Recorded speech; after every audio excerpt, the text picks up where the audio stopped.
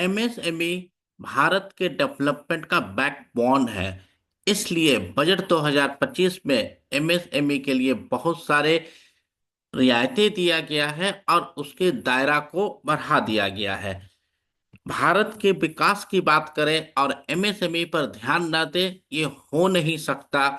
इसलिए बजट 2025 में एमएसएमई को जो लोन 1 करोड़ तक को दिया जा रहा था, उस लोन की लिमिट को 2 करोड़ बढ़ा दिया गया है। उसी के साथ एमएसएमई के दायरा को भी बढ़ा दिया गया है, जिसके कारण बहुत सारे दूसरे इंडस्ट्री भी एमएसएमई में कवर्ड हो जाए और गवर्नमेंट के एमएसएमई और गवर्नमेंट स्कीम है उस चीज का बेनिफिट उठा सके और अपने इंडस्ट्री को ग्रो कर सके, जिसके कारण भारत भी एक डेवलप कंट्री की ओर अग्रसर हो। एमएसएमई में एक रूल आया था इनकम टैक्स में, सेक्शन 43BH, जो कहता है एमएसएमई से अगर आपने कोई सामान खरीदा है और उसका पेमेंट आप विद इन 45 डेज नहीं करते हो, तो वो एक्सपेंडिचर आपके लिए डिसअलाउ हो जाएगा। नेक्स्ट ईयर जब आप पेमेंट करोगे तो आपके लिए अलाउड होगा। इस टॉपिक पर मैं एक और वीडियो बना के लाऊंगा, जहां पर आपको मैं पूरा डिटेल विश्लेषण करूंगा कि एमएसएमई कौन है, और आप एमएसएमई हो तो सामने वाला एमएसएमई नहीं है तो क्या करना है, आप एमएसएमई हो तो किस तरीके से आप पैसा रिकवर कर सकते हो। बहुत सारे मुद्दे हैं जहां पर हम बात करेंगे। तो आप हमारे चैनल को लाइक करें, सब्सक्राइब करें, जब ये वीडियो आए तो आपके पास इसका नोटिफिकेशन आ जाए। आज हमारे पास मुद्दा है कि एमएसएमई का जो दायरा बढ़ाया गया वो क्या है। एमएसएमई को 3 कैटेगरी में डिस्ट्रीब्यूट किया गया है, डिफाइन किया गया है। एक माइक्रो, दूसरा स्मॉल, तीसरा मीडियम।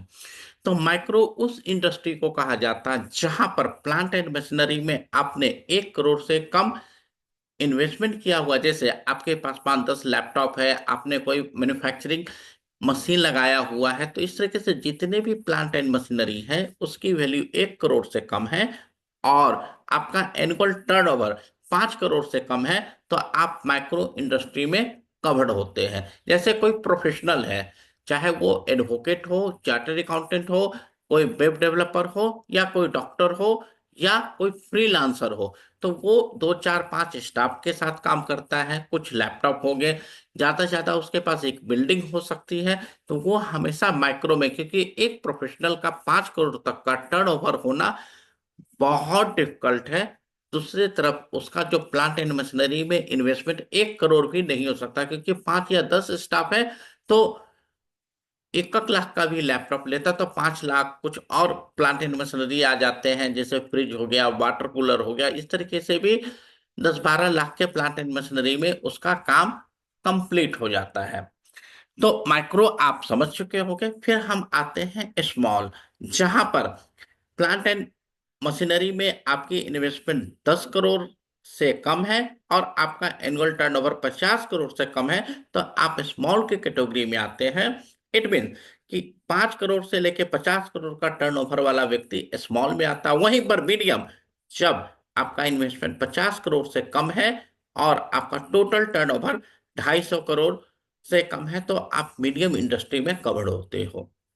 जैसे ही आपका इनकम 250 करोड़ से ऊपर आ जाता है, तो आप लार्ज इंडस्ट्री में आ जाते हो और एमएसएमई से मिलने वाले जो भी गवर्नमेंट स्कीम है वो आपको नहीं मिलता है। अब आपके मन में ये प्रश्न होगा कि एमएसएमई से वो कौन कौन सा गवर्नमेंट स्कीम मिलता है। तो सबसे पहले मैं आपको बता दूं कि गवर्नमेंट एमएसएमई स्कीम में आपको बेनिफिट देता है। जैसे आप ट्रेडमार्क करवाना चाहते हो कंपनी के नाम पर, तो कंपनी के नाम पर आप ट्रेडमार्क करवाना चाहते हो तो आपको 9,000 का पेमेंट करना होता है। लेकिन जब आप एमएसएमई हो जाते हो तो आपकी यही पेमेंट 50% हो जाती है, जहां पर आपको सिर्फ 4500 ही देना होता है। उसी तरीके से आपने किसी को माल बेचा और वो व्यक्ति 45 दिन में पेमेंट नहीं करता है, तो आप एमएसएमई समाधान पोर्टल पर जाके आप 45 दिन के बाद इंटरेस्ट के साथ पैसा रिकवर कर सकते हो। एमएसएमई लोन लेने में काफी सहायता मिलती है।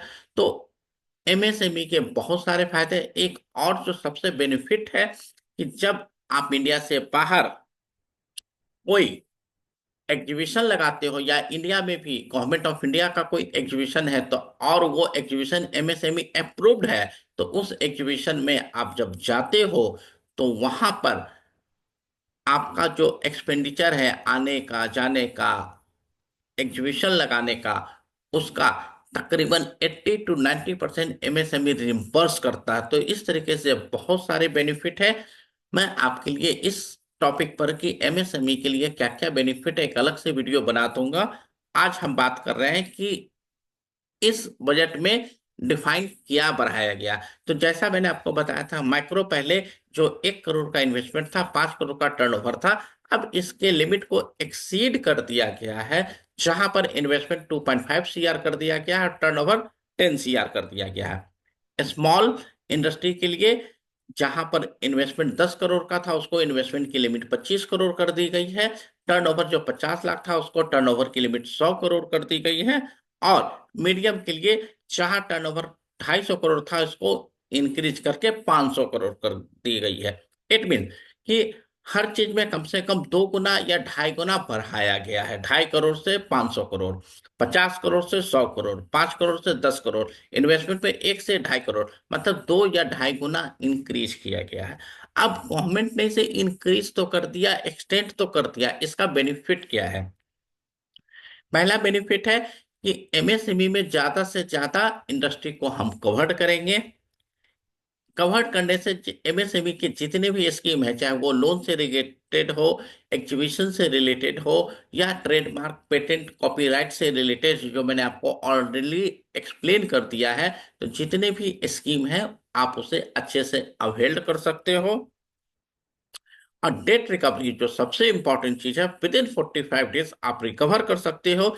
वही पार्टी जो आपका पैसा नहीं दे रहा विद इन 45 डेज, अगर वो व्यक्ति पर आप केस करते हो एमएसएमई समाधान पोर्टल में जाके, तो आप विद इंटरेस्ट पैसा रिकवर कर सकते हो। तो दोस्तों, अगर ये वीडियो आपको अच्छा लगा हो तो हमारे चैनल को लाइक करें, सब्सक्राइब करें, हमारे साथ बने रहें, तो आपको बिजनेस से रिलेटेड और भी इंफॉर्मेशन मैं आपको दे सकूं। जब तक दोस्तों, नमस्कार और प्रणाम। अगर आपके पास कोई सवाल हो तो आप हमसे सवाल जरूर पूछें। आपके सवालों का जवाब देने के लिए मैं हमेशा तत्पर हूं। जब तक दोस्तों, प्रणाम।